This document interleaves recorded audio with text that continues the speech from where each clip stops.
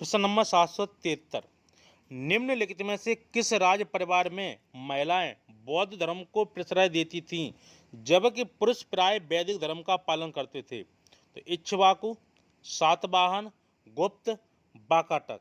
तो निम्नलिखित में से किस राज परिवार में महिलाएं बौद्ध धर्म को प्रश्रय देती थीं जबकि पुरुष प्राय क्या करते थे? वैदिक धर्म का पालन करते थे। तो वो कौन सा धर्म था? वह था आपका नंबर ए, इक्ष्वाकु धर्म। तो इक्ष्वाकु धर्म की क्या क्या होता था? वहाँ की महिलाएं तो करती थीं बौद्ध धर्म का समर्थन, और पुरुष क्या करते थे? पुरुष करते थे वैदिक धर्म का पालन।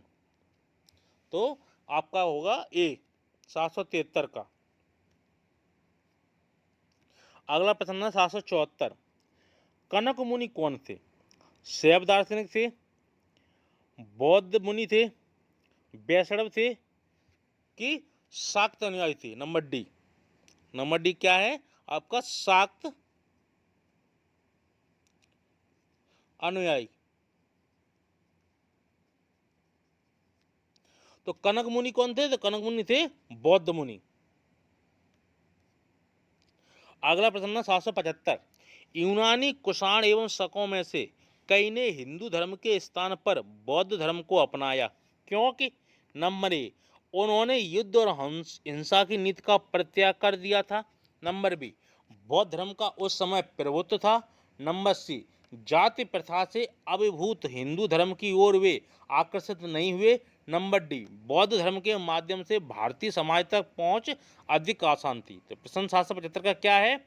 यूनानी कुषाण एवं शकों में से कई ने हिंदू धर्म के स्थान पर बौद्ध धर्म को अपनाया क्योंकि?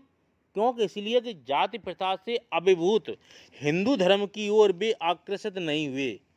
तो 775 का ऑप्शन है आपका सी। प्रश्न क्या है? यूनानी कुषाण एवं शकों में से कई ने हिंदू धर्म के स्थान पर बौद्ध धर्म को अपनाया। तो किस लिए अपनाया? कि वे जाति प्रथा से अभिभूत हिंदू धर्म की ओर वे आकर्षित नहीं हुए, कि तब हिंदू धर्म में क्या था? जात प्रथा थी और कर्मकांड ज़्यादा थे। तो ठीक है, तो इस कारण वे इस धर्म में हिंदू धर्म की ओर न आकर किस धर्म की ओर मुड़ गए? बौद्ध धर्म की ओर। तो 775 का ऑप्शन होगा आपका सी। अगला प्रश्न है 776। बौद्ध संघ मठवासियों का एक संगठन था जिसने शिक्षा के प्रसार में मदद की, जो धम्म के शिक्षक बने। सी, राज्य की एकात्मकता में मदद करने हेतु। नंबर डी, विपत्ति के समय गरीबों को राहत प्रदान करने हेतु। तो बौद्ध संघ मठवासियों का एक संगठन था, तो वह कौन सा था? वह था नंबर बी, जो धम्म के शिक्षक बने। तो प्रश्न क्या है 776? बौद्ध संघ मठवासियों का एक संगठन था, तो वो क्या था? जो धम्म के शिक्षक बने। अगला प्रश्न है 777। बौद्ध मत के महायान और हीनयान प्रकारों के बीच महत्वपूर्ण अंतर निम्नलिखित में से किसमें स्थित है? नंबर ए, महायान बोधिसत्वों में विश्वास करता था जबकि हीनयान नहीं मानता था। बी क्या है? महायान में पुण्य का अन्यारोपण हो सकता था जबकि हीनयान में कोई व्यक्ति दूसरे व्यक्ति को मात्र उदाहरण और सलाह से ही मदद करता। सी क्या है? हीनयान ने वेदना परित्रात्रा के प्रत्यय को समृद्ध किया।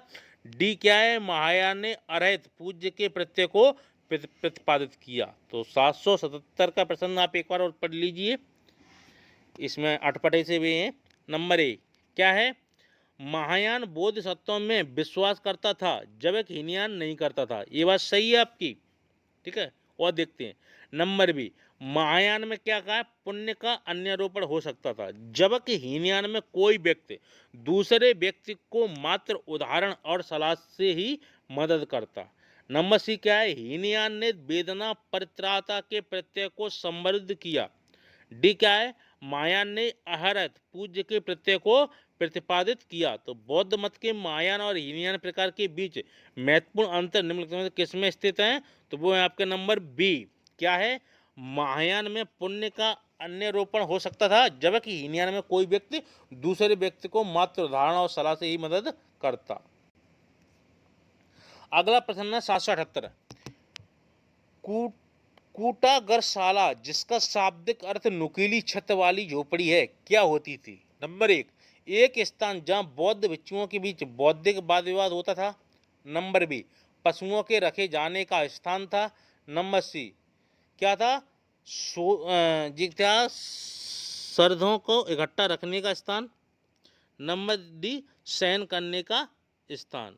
तो कूटागरशाला, जिसका शाब्दिक अर्थ है नुकीली छत वाली झोपड़ी, क्या होती थी? तो होती थी आपकी नंबर ए, एक स्थान जहाँ बौद्ध भिक्षुओं के बीच बौद्धिक वाद विवाद होता था, उसे क्या कहा जाता था? उसे कहा जाता था कूटागरशाला, जिसका शाब्दिक अर्थ क्या था? नुकीली छत वाली झोपड़ी। अगला प्रश्न है 779 सॉरी, नालंदा विश्वविद्यालय किस लिए प्रसिद्ध था? तर्क संधि के लिए, चिकित्सा विज्ञान के लिए, बौद्ध धर्म दर्शन के लिए, रसायन विज्ञान के लिए। तो नालंदा विश्वविद्यालय किस लिए प्रसिद्ध था? तो वह प्रसिद्ध था, वह था बौद्ध दर्शन के लिए। यहाँ पे बौद्ध धर्म का पाठ पढ़ाया जाता था। कहाँ पे? नालंदा विश्वविद्यालय। अगला प्रश्न है 780, तिब्बत में बौद्ध धर्म के सुधार में महती भूमिका निभाने वाले उपाध्याय अतीश किस बिहार के प्रसिद्ध विद्वान थे? विक्रमशिला, नालंदा, सोमपुर, बल्लभी। तो तिब्बत में बौद्ध धर्म के सुधार में महती भूमिका निभाने वाले उपाध्याय अतीश किस बिहार के प्रसिद्ध विद्वान थे? तो वह थे आपके 780 का ऑप्शन है आपका ए, विक्रमशिला विश्वविद्यालय की। तो प्रश्न क्या है 780, तिब्बत में बौद्ध धर्म के सुधार में महती भूमिका निभाने वाले उपाध्याय अतीश किस बिहार के प्रसिद्ध विद्वान थे? तो विक्रमशिला विद्यालय के थे। अगला प्रश्न है 781, बौद्ध धर्म में त्रिरत्न क्या इंगित करता है? प्रेम, करुणा, क्षमा, सत्य, अहिंसा, दया, बुद्ध धम्म संघ, विनय पिटक, सुत्त पिटक, अभिधम्म पिटक। प्रश्न क्या है? बौद्ध धर्म में त्रिरत्न क्या इंगित करता है?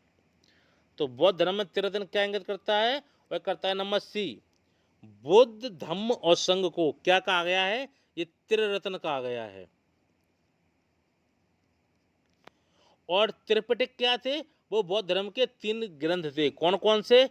सुत्त पिटक, और विनय पिटक और अभिधम्म पिटक। तो त्रिरत्न बौद्ध धर्म में किसे कहा गया है?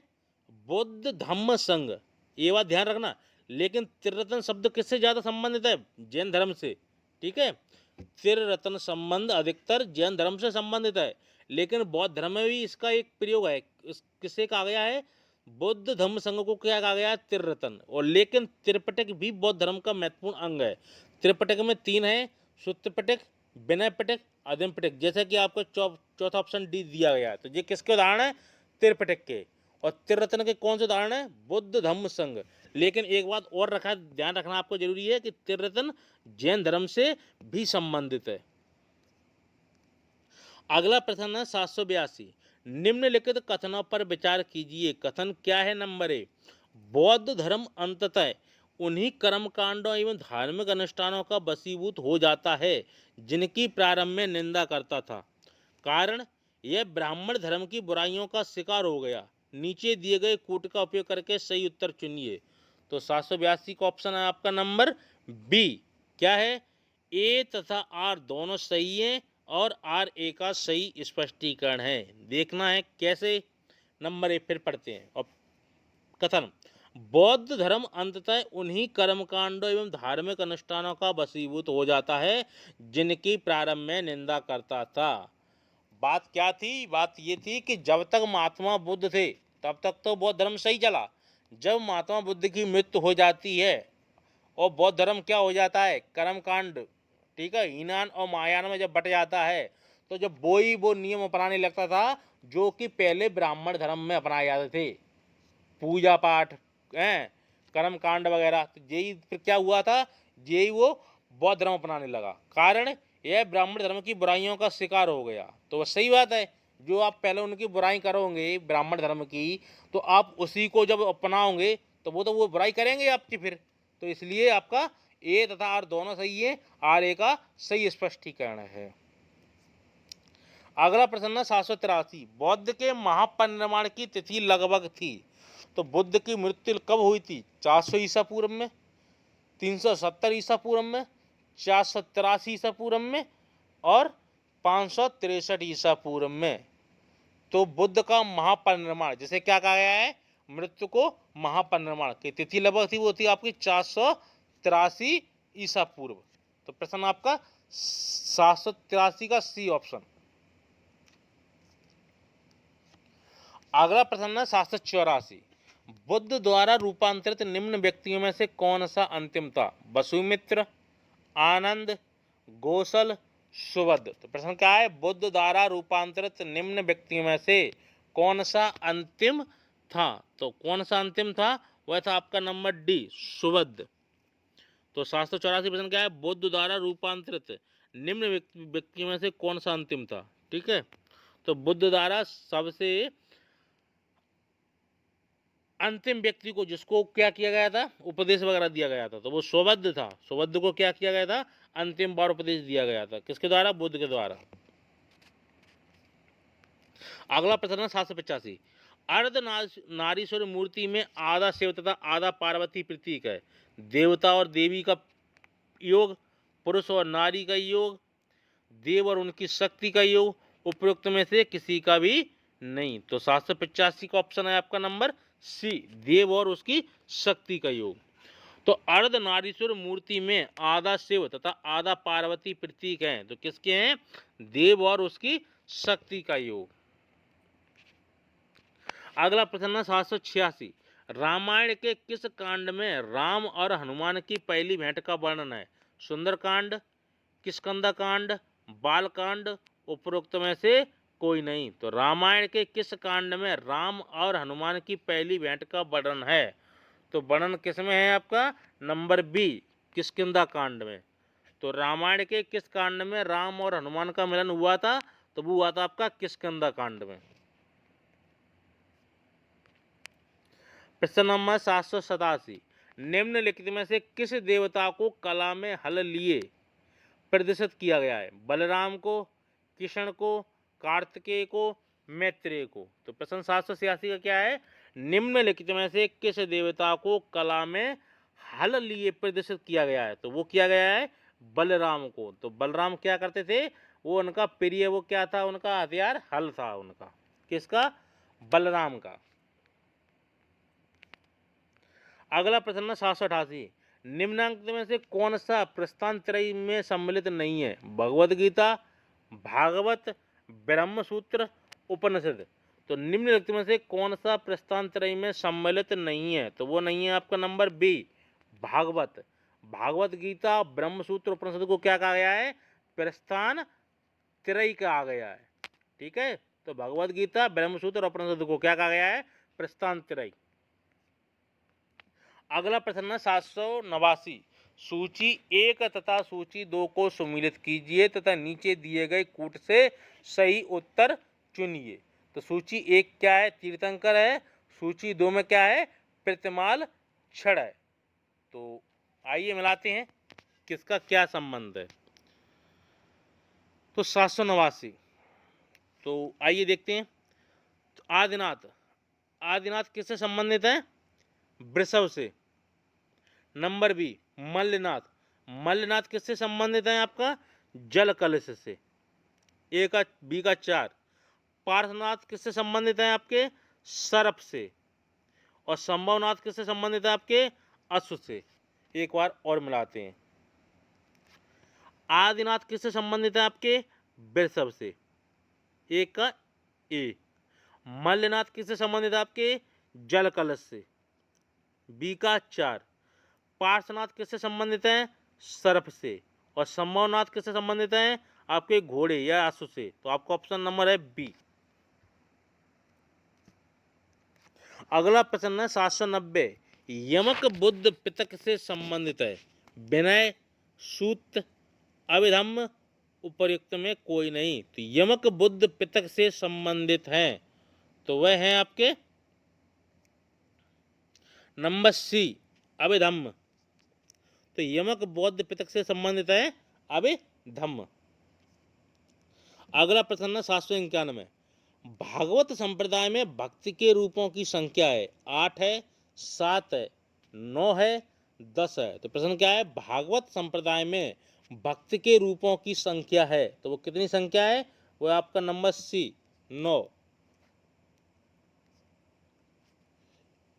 792 वासुदेव कृष्ण की पूजा सर्वप्रथम किसने प्रारंभ की, वैदिकार्यों ने, भागवतों ने, तमिलों ने, आभीरों ने। तो वासुदेव कृष्ण की पूजा सर्वप्रथम किसने प्रारंभ की, तो आपकी प्रारंभ की थी नंबर बी भागवतों ने।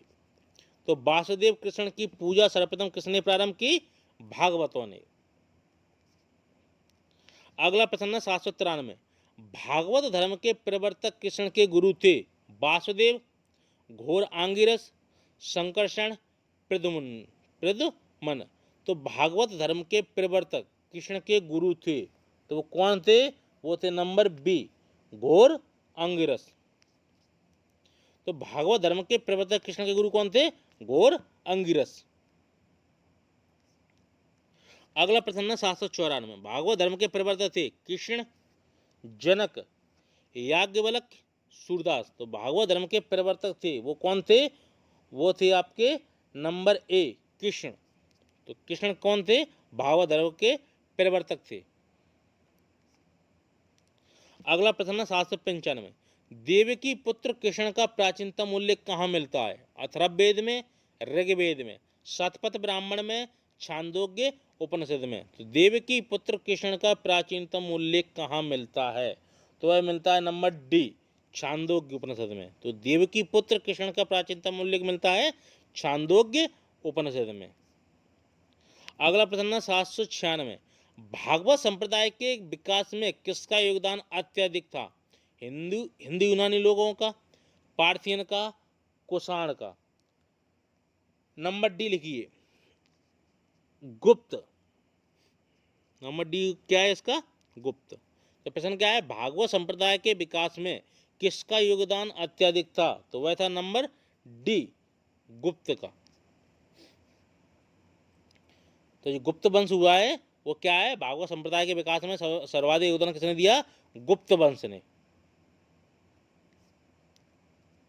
जैसे डी है ऑप्शन, ठीक है।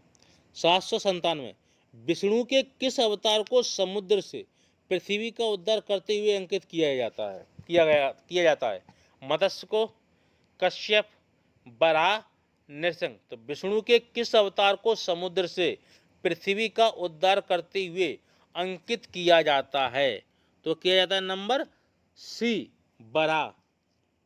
तो विष्णु के किस अवतार को समुद्र से पृथ्वी का उद्धार करते हुए अंकित किया जाता है, बराह को।